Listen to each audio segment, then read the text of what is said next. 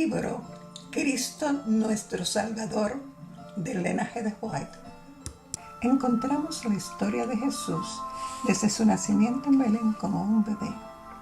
Esta nos habla de su ministerio hasta su muerte y resurrección.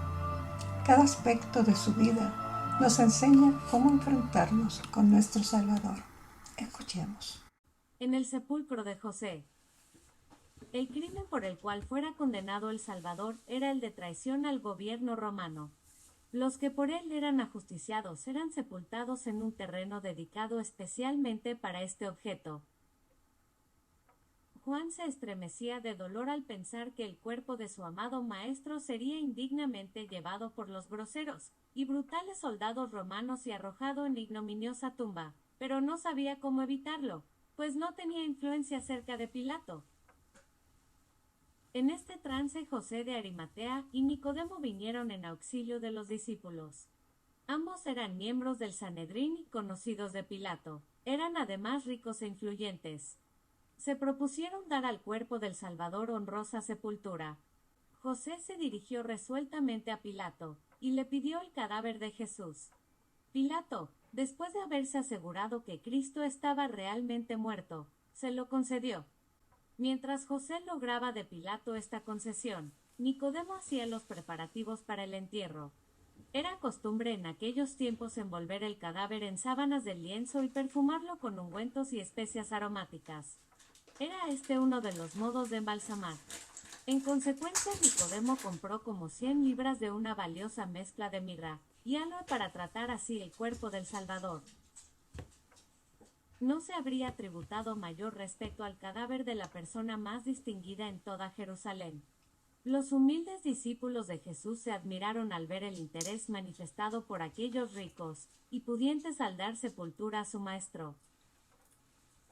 Los discípulos estaban abismados de dolor por la muerte de Cristo.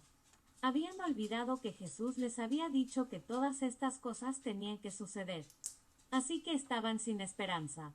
Ni José ni Nicodemo habían aceptado abiertamente a Jesús durante su vida, pero habían prestado oído a sus enseñanzas y habían seguido paso a paso su ministerio. Aunque los discípulos habían olvidado las palabras con que el Salvador les anunciara su muerte, José y Nicodemo las recordaron, y los acontecimientos relacionados con la muerte de Jesús, que hicieron vacilar a los discípulos en su fe, sirvieron para confirmar a estos, los convencieron de que era el verdadero Mesías, y los indujeron a ponerse resueltamente de su parte. La intervención de tan respetados y acaudalados personajes fue muy valiosa en aquellas circunstancias, pues pudieron hacer en favor de su fallecido Señor lo que les hubiera sido imposible a los pobres discípulos. Con sus propias manos quitaron cuidadosa y reverentemente de la cruz el cuerpo del Hijo de Dios, y sus lágrimas de simpatía y de ternura corrían copiosas al contemplar aquellos queridos restos heridos y desgarrados. José tenía un sepulcro nuevo, cavado en la roca, lo había mandado hacer para sí mismo, pero ahora lo preparó para recibir a Jesús. El cadáver fue envuelto con las especias que había traído Nicodemo en una sábana de lino, y fue llevado al sepulcro. Aunque los gobernantes judíos habían logrado la muerte del Hijo de Dios, no estaban tranquilos, conocían demasiado bien el gran poder de Jesús. Algunos de ellos habían estado junto al sepulcro de Lázaro y habían visto al muerto resucitado y temblaban al pensar que Cristo pudiera surgir de entre los muertos y volver a presentarse ante ellos. Habían oído a Jesús declarar al pueblo que tenía poder para entregar su vida y para volver a tomarla. Recordaban que había dicho, «Destruid este templo, y yo en 3 días lo levantaré», y sabían que había hablado de su propio cuerpo. Judas les había referido lo que Jesús había dicho a sus discípulos durante su último viaje a Jerusalén.